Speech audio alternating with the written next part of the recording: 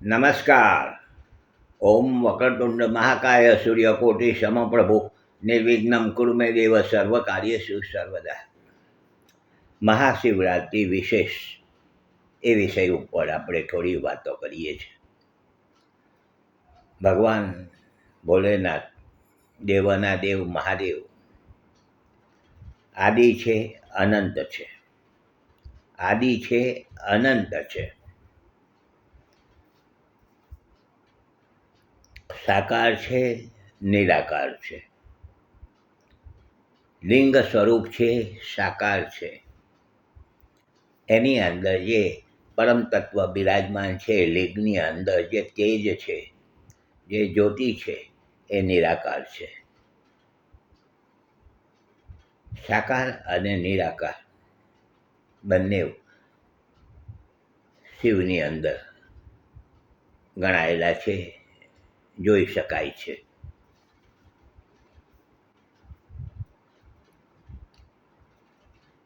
શિવ અને શક્તિ બંને એકબીજાની સાથે જોડાયેલા છે. એવું શક્તિ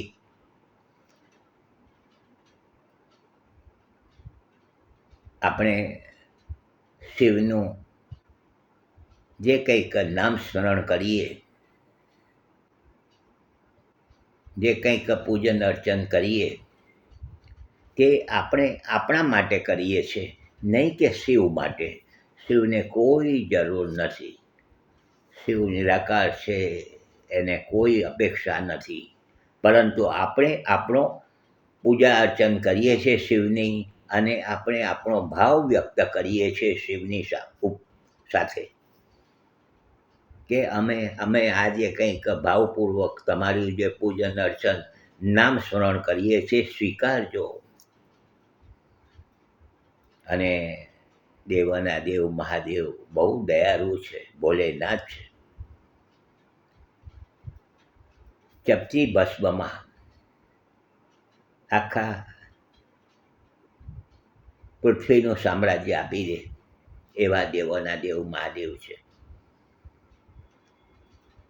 ભગવાન વિશ્વકર્માજીએ લંકા બનાવી, સોનાની લંકા, સોનાનું મહેલ બનાવ્યો ભગવાન શિવ માટે. અને મેં ગયા એપિસોડમાં કહ્યું કે શિવની સૌથી નજીક વ્યક્તિ હોય તો એ રાવણ. રોજ જ શિવને મિલન મુલાકાત થાય. રાવણ ખૂબ શિવની ભક્તિ કરે અને ભગવાનને કહ્યું કે આ તમારે આ લંકા જે બની છે, આ જે કંઈક સોનાનો મહેલ, તે મને બહુ ગમે છે.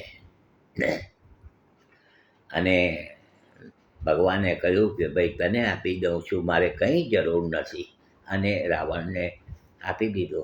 જુઓ આ બધી કેવી વાત છે. સોનાનું આખું મહેલ બનાવેલો રાવણને, એ રાવણની લંકા ગઈ કે ભાઈ સોનાની લંકા રાવણની, પરંતુ એની પછાડી શિવનો હાથ છે. રાવણના પિતરાઈ ભાઈ કુબેર, શિવના પરમ ભક્ત એ પણ કુબેર. અને એને ભક્તિમાં શિવની એટલા બધા તરબોળ કે ભગવાન ભોલેનાથે એને વરદાન કે તમને શું જોઈએ છે? કે મારે કંઈ જોઈતું નથી, તમારી ભક્તિ જોઈએ છે. છતાં કે ના, તો આખા બધો જ ભંડાર, જે દુનિયાનો પૃથ્વીનો ભંડાર, એ કુબેર મહારાજને આપી દીધો. કુબેર ભંડારી કહેવાયા. જોજો, આ બહુ મહત્ત્વની વાત છે. તો આ મારું કહેવાનો આશય છે કે દેવના દેવ મહાદેવ ભક્તિ કરીએ પ્રેમપૂર્વક, ભાવપૂર્વક, તો આપણા ઉપર એમની કૃપા ઉતરતી જ હોય જ છે. જે કોઈ ભક્તિ નથી કરતા એના ઉપર પણ શિવની પૂજા ઉતરે છે, એના પર પણ આશીર્વાદ શિવના ઉતરે છે.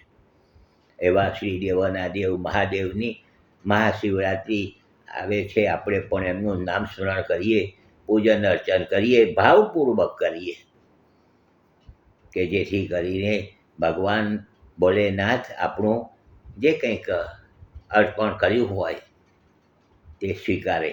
આપણા ઉપર આશીર્વાદ એમના ઉતરે. કાલે પાછા મળીશું, વાત કરીશું. જોડાયેલા રહેજો.